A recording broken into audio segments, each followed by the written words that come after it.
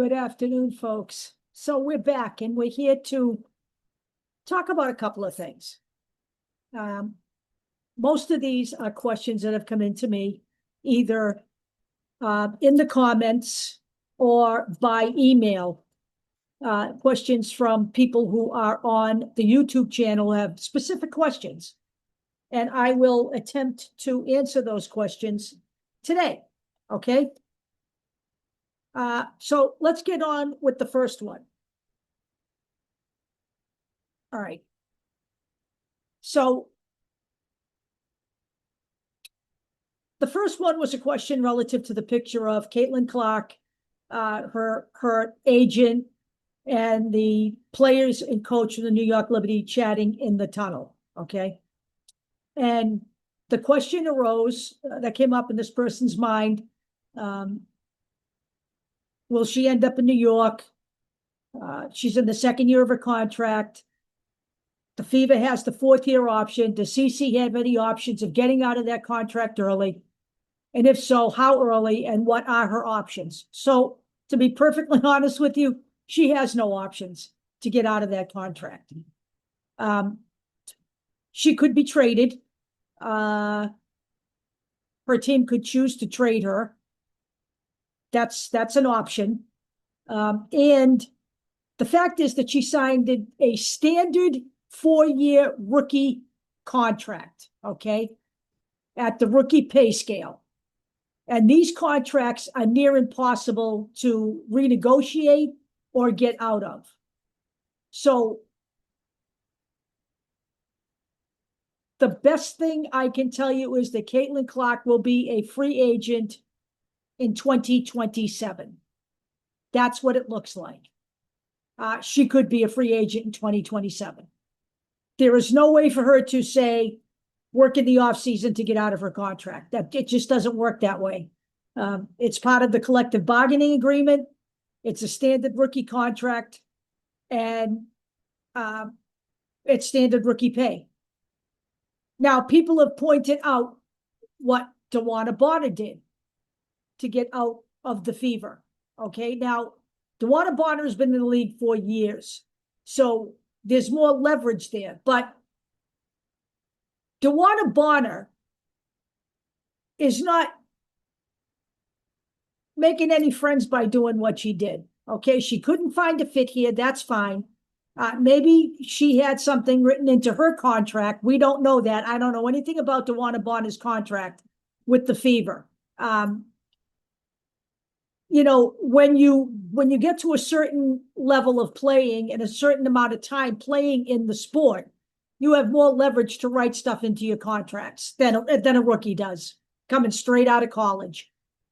So she may have had more leverage.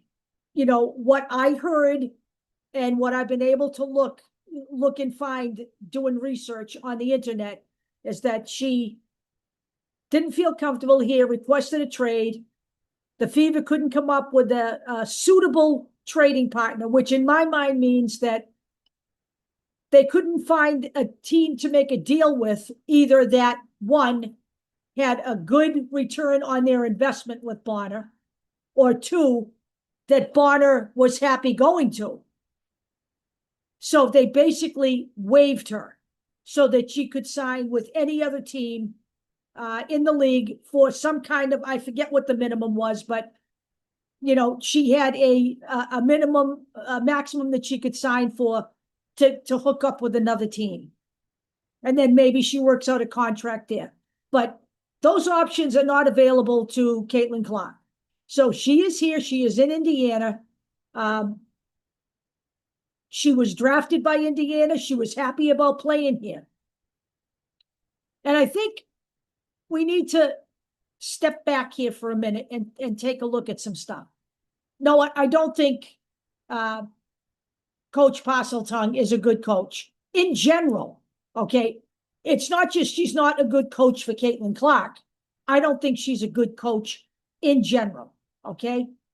There are some things that I think she's got right, like teaching her team how to play defense without fouling, because essentially you get into foul trouble. when the referees blow the whistle. And we've seen Brittany Griner, get 6 fouls and have to leave a game. We've seen other players get 6 fouls and have to leave a game. So they do call the standard fouls to some degree. What the referees have a problem with are the fouls that are major fouls, and that's a different discussion. Okay. So I think she's got that right. But do I think she's a great offensive coach? I don't. And that's just me saying that. But there's a lot, I spend a fair amount of time on social media. And I spend a fair amount of time looking at other people making videos for the WNBA, relative to the WNBA. And there is just a lot of garbage out there, okay? There are a lot of bait and switch headlines, headlines that suck you in, headlines that are essentially supposedly what Stephanie White said, allegations that Caitlin Clark's teammates don't like her. And you know what? I actually don't believe the vast majority of those things. I can't find any real evidence of any of it when I go research it. I'm a person who spends a lot of time researching what I'm putting out on the internet. I am not one of those people who's going to give you garbage just for the sake of giving you garbage. So, I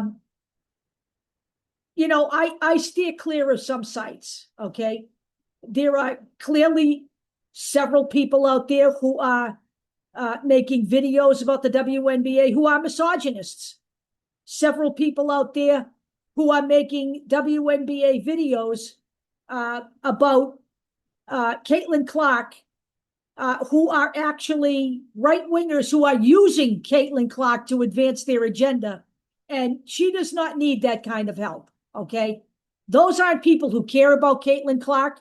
Those are people who care about advancing their agenda. They are using Caitlin Clark, okay?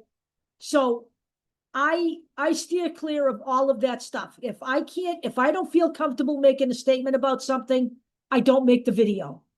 If I then find, down the road that I can verify some of that information, I do, and I will make the video. Now, here's another question we got. Question about whether, say, if Caitlin Clark ended up on another team, would that team and its players be willing to fight for her in a way that the players on the Fever don't seem to want to fight for her? So let's understand something. Sophie Cunningham did what she did in protection of Caitlin Clark, okay? And I think it was a stand-up thing to do. However, that shouldn't have to be the norm, okay? That's not okay. And this is why I say we as people who pay to watch basketball should have a say in the way the officiating is handled. First of all, I think better officiating should be part of the players' collective bargaining agreement. I don't know what makes them shy away from that. I know there are some players who think that pushing people to the ground and acting tough and knocking people off the court after the whistle is blown is part of the game, but it isn't. I think that better officiating, if the owners don't respond to what's going on here, then it's up to the coaches and the players to take action. And the players should be willing to have the whistle blown. Okay? There is a thing called defense. You are taught defense, and you are taught defense, good defense, real defense in basketball without fouling the other person as much as possible. Now, it's not always possible to not foul somebody. It's not always possible to be going for the ball and not hit somebody's arm. It's not always possible to be going for the ball and to knock somebody down. It happens, okay? It's going to happen. It's part of the physicality of being in the WNBA versus being in college. Same thing in the NBA versus being in college, okay? That's part of the game. But, the Kennedy Carter thing where she basically blew Caitlin Clark off the court with her back turned to her before the ball was even in play, or the vision where Caitlin Clark had already been poked in the eye, but then was knocked to the ground by a player, by another player, before play was even back in progress. That's not part of basketball. That stuff needs to stop. Okay. And it's not now just happening to Caitlin Clark, although it is happening more to her than anybody else. And I maintain that's because she's the best player in the league. Okay. They have this thing called the Caitlin Clark rule, where they try to shut her down and make everybody else on the team win. Okay. So we know she's being targeted when a guy like Gino Auriemma, who I almost never like anything he says, has admitted that she's being targeted. Her own coach has admitted she's being targeted. But I'm not sure what you mean, can they protect Caitlin Clark? Can they protect Caitlin Clark by getting into a fight on the court with the player who may have roughed up Caitlin Clark? Look, the problem with all of that is it usually will result in an ejection. Okay, maybe the first person doesn't get ejected, but, like everything else, the person who retaliates gets ejected, okay? And that can, alter the outcome of a game. So that is never a decent option in this case. Now, if that's not a good enough answer for whoever asked this question, try to be more specific with what you mean about can they protect her? Because right now, according to the commissioner, they have heard the hue and cry from the coaches and the players, and they're on it. I don't know what that on it means, which is why I am trying to get a petition together, and I do have it almost done. I have to make a couple of changes to it, and then I have to figure out what is the best venue to put this on, because people are going to have to go to that venue to sign this petition and share this petition. And we need a lot of signatures. The fans need to be heard. I believe the fans need to be heard. Okay? So here's the third question. And I'm kind of eager to answer this one, because I've been thinking about this one myself. I had somebody actually send me an email as opposed to making a comment on a video, asking about what's with all these girls with their long fingernails playing basketball. And that is a very good question, because the number one sport for eye injuries in the United States is basketball. And long fingernails, in my opinion, are absurd in the WNBA. Look, you play basketball for a certain amount of time every year. You don't need daggers to play basketball. In fact, many players don't like long fingernails because it makes it harder to control the ball.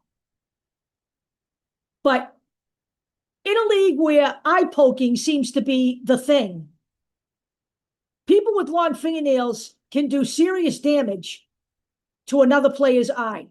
In the college, at the college level, at the NCAA level, they have very specific rules. No long fingernails, okay? And they also have very specific rules about if you do get poked in the eye and you wear contacts, very specific rules about having to wash your hands before you take your contact out and deal with it, because you can give yourself an eye infection, all right? In the WNBA, there are no hard and fast rules, as you may have guessed, because the WNBA is sometimes a clown show, in my opinion. Okay, so I've seen some of these players with, I'm not kidding you, I've never seen anything like it. People playing basketball with fingernails like that. They look like freaking knives, okay? And I think this is not a fashion show, okay? This is a basketball game. It's a basketball league. Okay. And there's a certain amount of months that you play basketball. And you know what? If you are playing basketball and then you have a date some night, you get some fake fingernails. Okay. You can use fake fingernails for your personal time. But while you are playing basketball, I think it's a huge red flag to have fingernails like that. It's not okay. It potentially can be damaging to another player. And it's totally, in my opinion, ridiculous for the league to not have some kind of rules. I don't know what they're afraid of. I don't know what the whole thing is. They're afraid of making rules. But to me, it's absurd. It's absurd that we have people with fingernails like I've seen. And I'm wondering how in the hell can they even play basketball with those fingernails, let alone, worrying about the safety of another player. So, which brings me to my final commentary, which is the wig incident. So the other night in a game, we had a player, and I'm not going to mention her name because we don't need any more ridicule going around on social media about her. But she lost her wig during the game. Now, we've seen, players, lose their sneaker. They got stepped on, they pulled their foot out of their sneaker and they kept on playing. But a wig on the ground resulted in a timeout and then a player picking up that wig and running off the court to go put it back on her head to come back out and play. Look, I understand that women like to look good. I do. I mean, I personally don't understand it. You're out there, you're in a basketball uniform, you're sweating. It's certainly not the red carpet, and it's certainly not a fashion show, okay? Although sometimes you would think it is. I don't understand why you need to wear a wig or any other kind of hair extensions while you're playing basketball. I know a lot of players do it, okay? So I'm not the person to judge that because I could care less, all right? I never cared when I was playing in my high school league. That wasn't even a thought in our heads back then, okay? So what was even more ridiculous was what happened. And I will tell you that I believe it was the Phoenix Mercury. Apparently, somebody in the stands, a fan,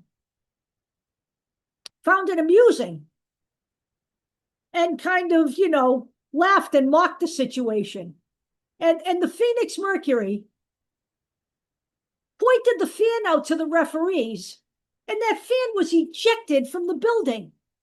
This is someone who paid money to come and watch a game. I mean, the WNBA just can't seem to get out of its own way. I don't know what was said. I don't think it was anything egregious.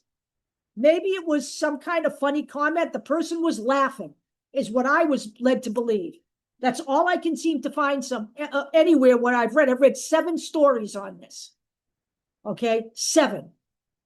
And I'm sure there are more out there, but when I get through 7 stories and I can't figure out what the fan did wrong, then I'm done, okay? I don't understand what the problem was with this. I mean, we have a league that can't eject a player for an egregious foul on another player, but we can have players milling about and pointing a fan out to the officials and the officials removing the fan from the game. I find that incredibly hypocritical. We have referees and officials who can't do their job, but they can certainly, play the thought police on behalf of the players. So again, I'm mystified by all of this. I think the WNBA has a lot of growing up to do. I love watching women's basketball. I love watching Caitlin Clark, and I am certainly looking forward to her return. But I have to say, this league is a work in progress, and they certainly need to make progress now. They have a golden opportunity. They are now more and more in the limelight than they ever were. And I'm going to say this. I have never seen so much press coverage for this league. I have been reading about this league since Rebecca Lobo. I've never seen this much press coverage at any time. At any time. And all of these players who are now getting press coverage, they're getting press coverage because of Caitlin Clark. The Caitlin Clark effect is a real thing. Whether they want to accept it or believe it or not, that is a fact, okay? All of this press coverage is coming because Caitlin Clark brought all of this with her when she came from the college game into the WNBA. And even though she is injured, she still is the center of attention, okay? And it is now time for the WNBA to grow up and straighten up if they're going to get this level of press attention. And that's where I am on this for tonight, for this afternoon anyway. I am more than likely going to try to come back tonight with another video because I've got a couple other things I want to talk about that are not relative to this conversation. Again, any questions you guys have, I will try to keep up with everything, you know, in the comments, but that's hard, okay? It's hard for me to do that. So there is an email listed on the YouTube channel that you can feel free to use. It's there just for this particular channel. So go ahead and use it. And that way I look at the emails every day. And it's probably a quicker way for me to see the questions you're asking. So again, please like the videos, share the videos, make sure you click the bell so you get notified of new videos. And thanks a lot for tuning in. I appreciate all of you. Talk to you later.